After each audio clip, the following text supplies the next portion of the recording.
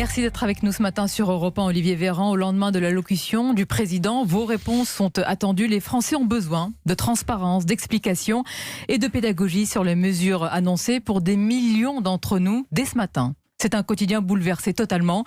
Avant la fermeture lundi de tous les établissements scolaires, combien, à minima, doit durer cette mesure pour être efficace ? La durée m'est inconnue et si je pouvais la donner, je la donnerais.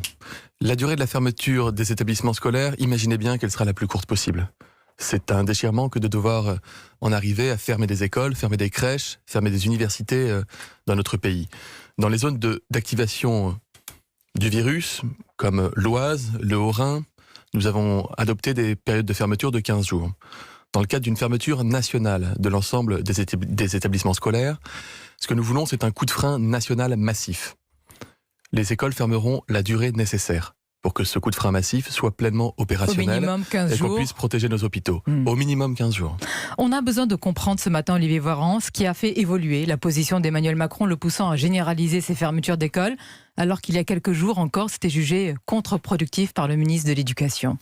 Ce n'est pas une position qui a évolué, c'est l'arsenal de réponses face à la menace épidémique qui a évolué. Je l'ai toujours dit, le président de la République l'a dit, Jean-Michel Blanquer l'a également dit.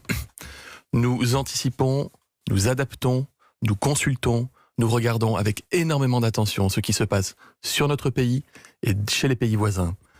Ce qui est arrivé, c'est l'observation que l'épidémie avait une croissance rapide sur le territoire européen notamment, y compris en France.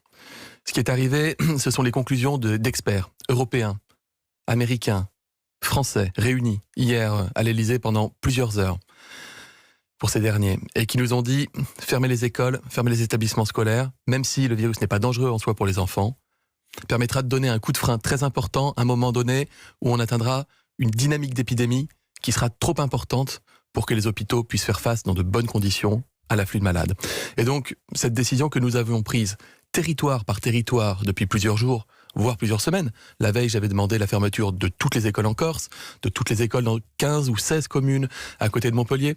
Cette mesure est devenue, à ce moment-là, la bonne mesure à prendre pour pouvoir anticiper l'augmentation de la circulation du virus. Donc, il faut bien comprendre qu'au moment où nous prenons des décisions, nous les prenons face à la dangerosité du moment, mais dans l'anticipation de la situation virale telle qu'elle peut être dans notre pays à 5, 10, 15, 20 jours.